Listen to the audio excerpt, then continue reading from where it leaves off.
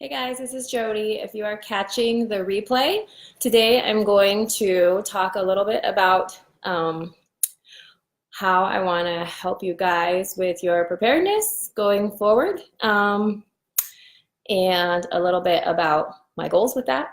And also, topic of the day is family plans. So part of your emergency preparedness, family plans. So if you're watching live, feel free to give a shout out and let me know that you're here. Say hi or comment where you're from.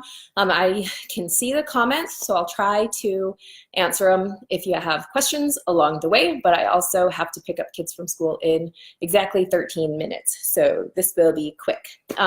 Okay, so what I am wanting to do, I've had a lot of people ask me lately because, as you know, hopefully, this is the 10th year of doing this business or this blog, this educational resource.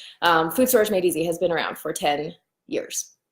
And I've had people ask me lately, like, oh, you must really love food storage for you to keep doing this for that long.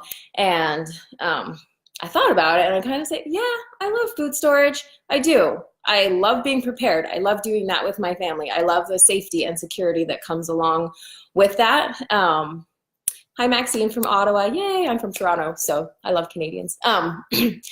Anyways, so the security that comes along with that is amazing. But that I thought about it. I'm like, that's not really why I keep doing this. That's not why I get up every day and think about what to blog about and go do classes and everything. And the truth of it is it's being able to help other people have that security and that peace of mind. And yeah, this has become a business. We are dealers for products. We're Thrive consultants. There is money to be made in this industry by helping people. But at the end of the day, I can get a job doing anything. But this is something I can be passionate about. And I asked on our Facebook group, and there should be a link to that in the description of this video. I asked, how has food storage or being prepared blessed your lives? And we had, I think, over 35, 37 comments on there of people who shared like their stories about how they've been blessed. A lot of it was job loss situations, and I've had that personal experience in my life. Losing a job, and you have some savings, but your savings goes a lot further if you don't have to buy food. I have a family of 5, and groceries are expensive. And if I don't have to buy groceries for a month, that's an extra, maybe a month of saving of paying my house payment, so I can go a little longer without a job.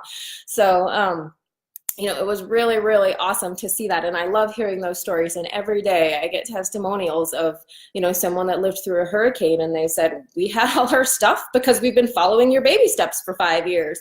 And that's amazing. And I want to do more of that. And recently it's a struggle because email gets choked, everything goes to junk folders, and Facebook chokes you and nobody sees your posts. And it's hard to reach people, and I can only go to so many events. I did a self-reliance expo and taught a powerless cooking class there, but there were maybe 50 people in the class, and I want to reach 500 or 5,000 or 5 million people and help them know these valuable tools.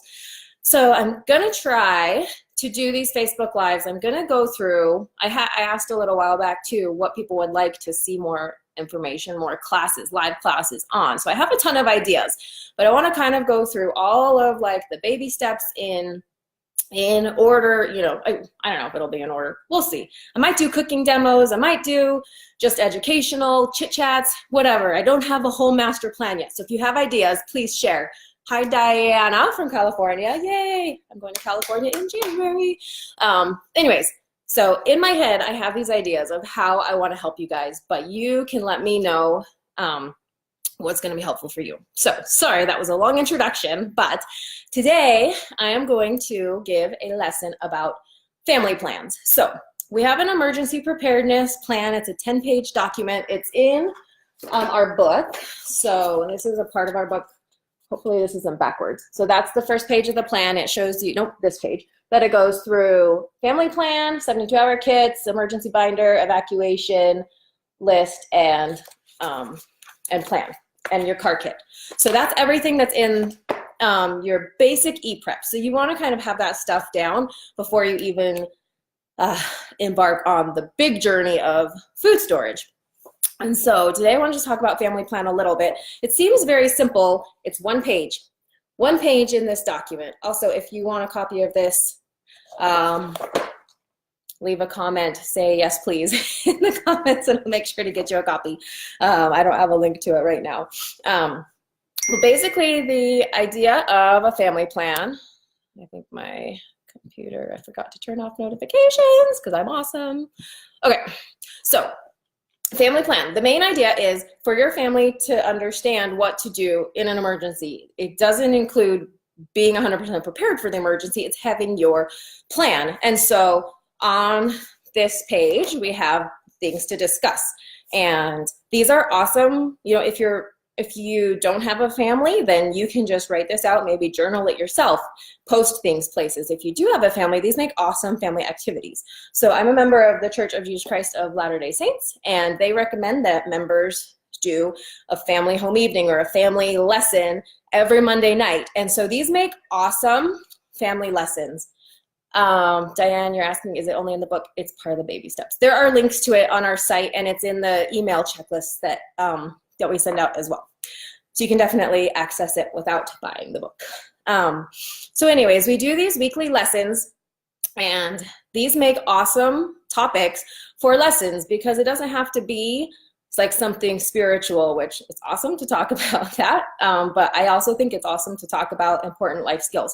And so what I've done is and I did this a long, long time ago, but my kids were little. It was so different. So I'm actually going through and redoing this all, and I'm going to have my big kids help me come up with some lesson ideas. So if that's something you guys are interested in following along with, make sure to follow all the social media. I'll probably post it more in the group than on the page because people can see the group better.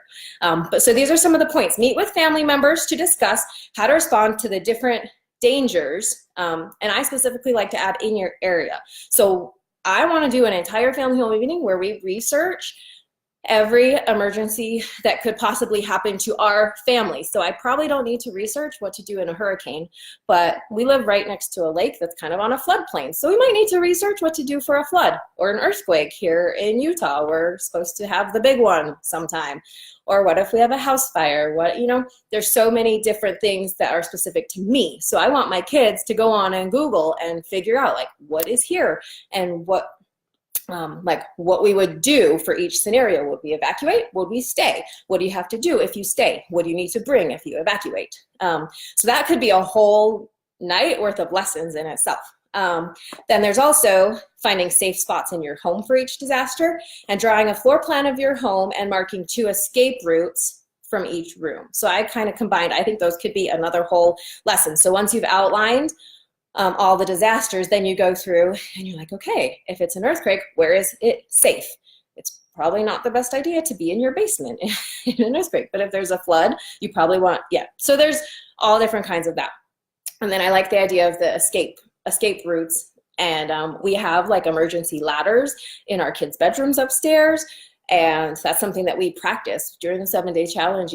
One of the years we had to actually go out and use the escape ladder and crawl out the window. So they know how to do it. I am very clear that they do not do that on a regular basis. So yeah, that's an awesome lesson activity as well. And then, so there are a lot of things on this list that aren't necessarily lessons that you'll just want to go through, like posting emergency phone numbers near telephones.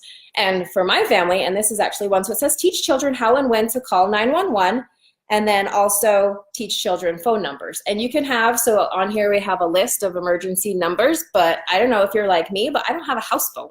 So what do my kids do for that? So we have one kid has a cell phone, one kid can call using Skype. If there's no one home with access to those, then maybe they go to a neighbor. And so these are all discussions that need to be had as the kids are getting older. And I have teenagers, so I have kids that are left home alone sometimes, whereas before that wasn't as much of a consideration. So your family plan is always adapting to your family situation. I used to have a husband, I don't any longer, so that affects how things go, because I have one less adult to help me carry 72-hour kit stuff. So it just depends on your life situation, and you always need to be changing and adjusting as kids get older and whatnot. So yeah, I think phone numbers and phone safety and when to call for help and what are reasons to call are all very good, and that could be another lesson. And then the last one that I thought would be good actually second last. So pick an out-of-state contact and a local contact person to call in case of disaster, and those are also on your list. And then also pick reunion locations, one outside your home and one farther away in the neighborhood. So if you have to evacuate and you can't come back to your house, or if, you know, kids are at school and your house is quarantined, like we had a gas leak and we had to evacuate, and one of my kids came home and they told him he couldn't come home. Like, this literally happened to me this year. And so you never know what are going to be things that happen to you. And we probably wouldn't have put that on our list, but he knew to go to the neighbor's house. So that would be another good lesson. And then finally, take a basic first aid or CPR class. And I'm actually going to talk to a lady in my neighborhood and see if she's a nurse, and see if she'll come and give my kids kind of some basic lessons on that, maybe in exchange for some food storage.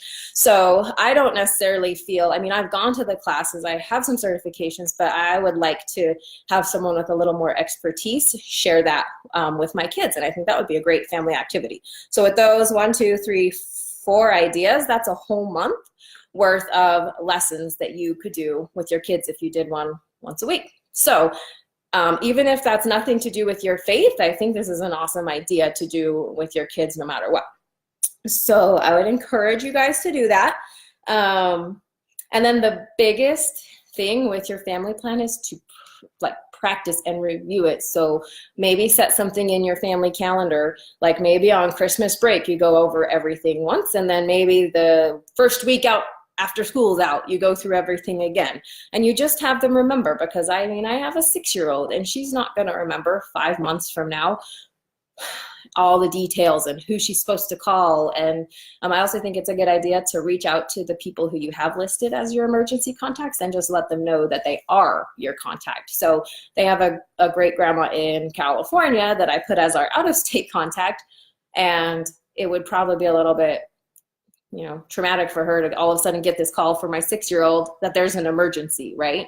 So it, you know, let your kids know when to call the appropriate people, and then also give those people a heads up. So that is kind of my rough overview of the family plan. So like I said, let me know if you want a copy of it, and I will make sure to get that link to you to download it and go join our Facebook group. So I am going to go over, like I said, a lot of these discussion points with my kids. Maybe I'll share pictures or videos of my kids learning or teaching. I think it's always fun to see other people doing that. So hopefully that's helpful for you. If you have other things you want little lessons on, let me know. Hopefully this becomes a cool thing. My goal is to try to do them on Tuesdays and Thursdays. Those are my most free days while the kids are at school. So hopefully this is helpful, and that I can reach, you know, more people than I'm currently able to. So if you think this would be helpful for anyone else, I would love it if you'd share or tag them in the comments, and let's spread the word about preparedness, because it is still important. I know it feels like sometimes people aren't as worried about it anymore, but it is always important, because anybody can lose their job. Anybody can have a power outage. So this is like all of our life's mission should be to spread the word to everyone that we care about. So have a wonderful day. It's 2 o'clock. I gotta go pick up the kids. Love you guys. Bye.